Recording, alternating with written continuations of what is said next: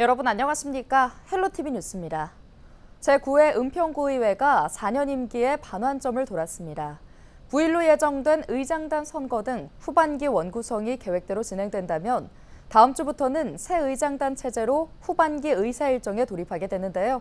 전반기 2년의 의정 활동은 어땠는지 돌아봅니다. 손성혜 기자가 전해드립니다. 지난 2022년 7월 집행부의 견제자로서 역할 수행을 약속하며 출범한 제9대 은평구의회. 구의회는 2년 동안 조례안을 포함해 300건에 달하는 안건을 처리했습니다. 8대 전반기에 비해 40% 이상 늘어난 수치입니다. 1인 가구 고독사 문제 등 현안에 대해 주민들의 의견을 듣고 지역 특성에 맞는 정책 대안을 제시하기 위한 노력도 이어졌습니다. 의원 연구단체 활동은 어느 때보다 활발했으며 의원들은 6차례에 걸쳐 정책 토론회를 열었습니다. 의회가 이제 9대 들어서는 조금 장족의 발전을 조금 했다고 하고 또 새롭게 바뀌었다고 생각하는 부분. 교섭단체를 만들고 앞선 8대에 비해 정쟁이 줄어든 점도 성과로 꼽힙니다. 그러니까 전반기는 되게 안정적이고 평화롭게 잘 진행이 됐다라고 좀 생각이 듭니다. 서로 배려하고 소통하려고 했던 분위기로 전반기를 마무리했던 것 같습니다. 하지만 의정 활동의 꽃이라 불리는 구정질문은 저조했습니다. 9대 은평구의회 전반기 마지막 구정질문 자리. 애초 6명이 구정질문을 할 예정이었지만 의원들이 대거 취소하면서 단 2명만 질문에 나섰습니다. 구정질문 의사 일정도 이틀에서 하루로 줄었습니다. 예산결산특별위원회 파행 여파로 의원들이 구정질문을 집단으로 거부한 일도 있었습니다. 8대 전반기와 비교하면 구정질문 참여 의원 수는 3분의 1 수준. 집행부에 대한 견제와 감시가 미흡했다는 지적이 나옵니다. 자치단체를 견제하는 입장에서 지방 의원들이 꼭 해야 될 아주 중요한 업무라고 저는 보고 있습니다. 구정 질의 기회가 주어지고 원활하게 질의할 수 있고 또 집행부에서도 그런 질의가 오면은 논의해서 막 줄이거나 이럴 것이 아니고 그것에 대해서 당당히 좀 구정 질의에 임하고 그리고 설명하는 것이 당연한 민주주의 원리이고. 지난해 12월엔 예산안 심사가 의원 간 갈등으로 파행으로 얼룩져 국민들의 눈살을 찌푸리게 했습니다. 구의회 내부에서 자성의 목소리가 나오기도 했습니다. 내가 잘했네, 네가 잘못했네 방식으로 서로가 서로 탓만 하고 있습니다. 우리 모두가 손가락질 받을 일을 우리 스스로가 하고 있는 판국입니다. 은평구의회는 9일부터 나흘간의 일정으로 후반기 원구성을 위한 임시회를 열 계획입니다. 이제 반환점을 돈 제9대 은평구의회. 남은 2년 동안 어떤 의정 활동을 펼칠지 지역 주민들이 지켜보고 있습니다. 헬로티비 뉴스 손성혜입니다. 서울시가 장마철 침수가 우려되는 반지하 가구를 집중 관리 중입니다. 서울시는 8일부터 열흘 동안 반지하 15,000가구에 건축사 300명을 투입해 침수 방지 시설이나 피난 시설이 제대로 설치되어 있는지 확인할 계획인데요. 이번 점검을 통해 침수 방지 시설이 반드시 필요한데도 설치가 되지 않은 지역은 시설 설치를 지원합니다. 또 거동이 불편해 침수 시 피난이 어렵거나 침수 피해를 반복적으로 입은 가구는 장마철 동안 공공임대주택으로 임시 이주할 수 있도록 도울 계획입니다. 은평구가 오는 12일까지 청소년 탄소중립 영상사진 공모전을 개최합니다. 이번 공모전은 기후위기에 대한 인식을 높이고 탄소중립 실천을 확산하기 위해 마련됐는데요. 은평 지역 초등학교 1학년부터 고등학교 3학년까지 누구나 탄소중립을 주제로 한 영상이나 사진을 찍어 참가할 수 있습니다. 참가 방법은 은평구 자원봉사센터 누리집 공지사항에서 참가 신청서를 내려받은 후 해당 이메일로 제출하면 됩니다.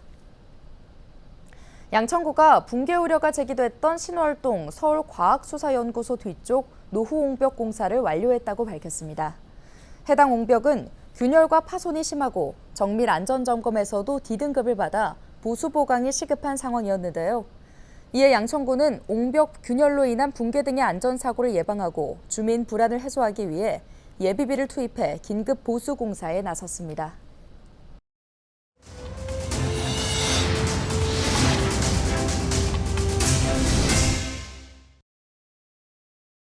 김병수 김포시장이 최근 주민들과 만난 자리에서 서울시와의 행정구역 통합 의지를 재차 밝혔습니다. 대략적인 주민투표 일정도 내놨는데요. 행정구역 통합을 위해 서울시와 공동으로 운영 중인 연구반에서 어떤 논의가 이뤄지고 있는지 취재기자와 이야기 나눠보겠습니다. 네, 김 기자. 김포시가 다시 서울 편입을 강하게 추진하고 있는 모양새인데요. 내년 상반기 전에 주민투표를 할 계획이라고요? 네, 김포시의 서울 편입은 지난 총선을 앞두고 관련 특별법이 발의되는 등 많은 관심을 받은 사안입니다. 총선 결과 김포 지역에서 서울 편입을 공약했던 여당 후보들이 낙선하고 21대 국회 임기가 종료되면서 법안이 자동 폐기되는 등 서울 편입에 제동이 걸리는 모습이었습니다. 이에 김포시는 총선 결과와 관계없이 서울 편입을 지속 추진하겠다는 의지를 보여왔는데요. 김병수 김포시장은 이달 초 열린 시민과의 대화에서 내년 상반기 전에 행정안전부를 통한 주민투표를 실시하겠다고 밝혔습니다. 또 이를 위해서 22대 국회에서 관련 법안이 재발의 되도록 한다는 계획입니다. 네, 최근 여론조사에서는 김포 시민 절반 이상이 서울 편입에 찬성하는 걸로 나왔는데요. 요즘 주민들의 반응은 좀 어떤가요? 네, 취재를 하면서 주민들을 만나거나 온라인 커뮤니티 등을 살펴보면 서울 편입에 반대하는 주민들이 있기도 하지만 많은 주민들이 서울 편입 자체에 대해서는 되면 좋다는 분위기입니다. 김포시가 발표한 설문조사에서는 주민의 68%가 서울 편입에 찬성하는 것으로 나오기도 했는데요. 다만 실제 가능성이나 우선순위에 대해서는 반응이 엇갈립니다. 총선 당시 여당이 특별법까지 발의하면서 서울 편입을 강하게 밀어붙였지만 별다른 성과 없이 21대 국회가 끝나기도 했고요. 또 이번에 다시 여당이 특별법을 발의한다고 해도 국회 의석 과반을 차지하고 있는 야당 협조가 없다면 법안이 본회의를 통과하지 못하는 상황입니다. 이 때문에 주민들 사이에서는 서울 편입도 좋지만 우선 5호선 연장 사업에 집중해달라는 반응이 나오고 있습니다. 네, 실제로 김포시가 서울시와 이 공동연구반도 운영 중인 걸로 알고 있는데 어떻습니까? 성과가 있나요? 네, 서울시와 김포시는 지난해 말부터 공동연구반을 구성하고 실제 행정구역이 합쳐졌을 때 발생할 수 있는 다양한 변화에 대해 검토하고 있습니다. 지난달까지 4차 회의를 마쳤고요. 아직 5차 회의 일정은 확정되지는 않았지만 다음 달 중으로 열릴 것으로 예상되고 있습니다. 공동연구반에 참석 중인 김포시 관계자에게 확인해보니 매 회의마다 두 지자체에서 팀장급 실무진 10여 명이 참석해서 지방세와 조직 변경에 따른 사무 위임 등의 변동 사항을 주로 검토하고 있다고 합니다. 또 특별법을 국회에서 재발의하는 부분에 대해서는 구체적인 합의까지는 아니지만 회의에서 해당 내용이 언급된 적이 있다고 합니다. 김포시는 공동연구반 운영을 비롯해 서울시의 무제한 대중교통 이용권인 기후 동행카드에 참여하는 등 교통 분야부터 서서히 서울 통합을 진행 중이라는 입장입니다. 한편 오세훈 서울시장은 최근 KBS 일요진단 라이브에 출연한 자리에서 메가시티와 관련해 새 당대표가 선출되고 당이 정비된 뒤에 주변 도시들이 관심을 표하면 마음을 열고 응할 것이라는 입장을 밝혔습니다. 네, 여기까지 듣겠습니다. 보도국 김진재 기자였습니다. 다음 소식입니다. 8일부터 4일간 서울을 비롯한 수도권에 바람과 천둥, 번개를 동반한 장맛비가 예보돼 있습니다. 기상청은 8일 서울과 인천, 경기도에 적게는 30mm에서 많게는 100mm 이상의 비가 내릴 것으로 예상했습니다. 이후 10일까지 이틀 동안 30mm에서 80mm의 비가 더 올 것으로 내다봤습니다. 특히 경기 남부를 비롯한 일부 지역에는 최대 120mm 이상의 비가 더 내릴 것으로 예보했습니다. 경기도의회 여야 지도부가 후반기 원구성 합의와 관련해 협의가 진행되고 있습니다. 지난 7일 도의회는 더불어민주당, 국민의힘 지도부인 양당 대표단이 오는 17일 의장 상임위원장단 선출 등 후반기 원구성을 앞두고 의회 운영위원회 등 각 상임위를 누가 맡을지에 대한 협의를 진행하고 있는데요. 도의회 여야는 지난달 27일 일찍이 민주당이 후반기 의장을 맡고 13개 상임위원장 자리 중 민주당이 6개, 국민의힘이 7개를 각각 받기로 합의했습니다.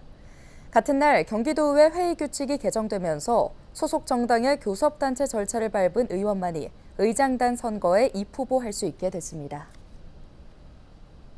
경기도가 지난 7일 화성 공장 화재 사고 발생 이후 실시한 도내 48개 리튬 취급 사업장 긴급 안전점검 결과 16건의 위반 사항을 적발했다고 밝혔습니다. 경기도는 지난 4일까지 기후환경에너지국, 소방재난본부, 특별사법경찰단 합동으로 도내 리튬 취급업소를 대상으로 안전점검을 했는데요. 주요 점검 내용으로는 유해화학물질 취급 보관, 저장 기준 위반 여부와 유해화학물질 관리자 선임 여부, 취급시설 안전진단 실시 여부 등입니다. 점검 결과 유해화학물질 관련 위반 사항 7건, 소방 관련 위반 사항 9건 등 모두 16건의 위반 사항이 확인됐으며 이 가운데 9건은 형사처벌건으로 검찰에 송치할 예정입니다. 인천 계양 테크노밸리 본청약이 오는 9월 시작됩니다. 계양 테크노밸리는 3기 신도시 중 가장 속도가 빠른 곳으로 오는 9월 공공주택지구 A2, A3 블록에 대한 본청약이 실시될 예정인데요. A2, A3 블록은 지난 3월 주택건설공사가 시작됐으며 공사가 예정대로 진행될 경우 입주 시기는 오는 2026년 12월입니다. A2 블록에는 공공분양주택 747가구가 들어서고 신혼희망타운인 A3 블록에는 공공분양주택 359가구와 행복주택 179가구 등 538가구가 들어섭니다. 인천시가 F1 그랑프리 개최를 위한 전담 부서를 정식 가동합니다.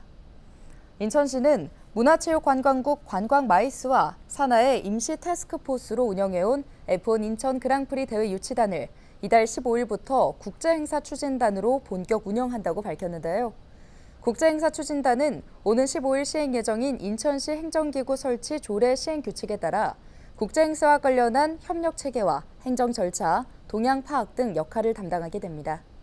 국제행사 추진단은 현재 단장을 비롯해 운영기획팀과 기반 조성팀 등 2개, 11명 팀으로 운영됐던 기존 TF보다 소폭 확대돼 3개 팀으로 꾸려질 예정입니다.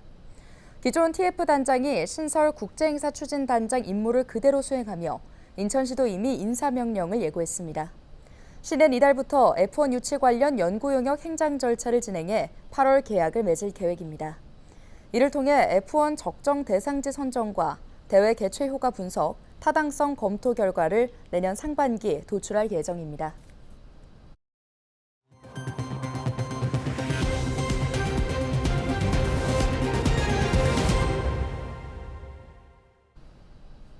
인천시가 정책 결정 과정에 청년 참여를 강화합니다. 시는 최근 제2회 인천시 청년정책조정위원회를 열고 기존 위원회를 38개에서 168개로 확대했는데요. 또 청년 정책을 주로 다루는 청년정책조정위원회 등 3개 위원회는 청년 위촉 비율을 30% 이상, 그 밖의 위원회는 10% 이상 위촉하기로 했습니다. 이에 따라 이날 지정된 168개 위원회는 위원들을 새로 구성하거나 재구성할 경우 위촉직 위원들의 일정 비율을 의무적으로 청년위원으로 위촉해야 합니다. 다만 청년기본법 시행령 제20조 1항에 따라 개별 사건을 다루는 위원회와 외교, 국방, 안보 정책과 관련되는 위원회, 인사와 감사, 계약 등 행정기관 내부의 업무 처리를 위한 위원회, 그 밖에 청년을 의무적으로 위촉하기 곤란한 위원회는 청년정책조정위원회의 심의 조정을 거쳐 청년위원 의무 위촉에서 제외됩니다. 인천시가 전국에서 처음으로 소상공인 반값 택배 지원 사업을 시행합니다. 이를 위해 시는 올해 추경을 통해 30억 원의 사업비를 확보했는데요.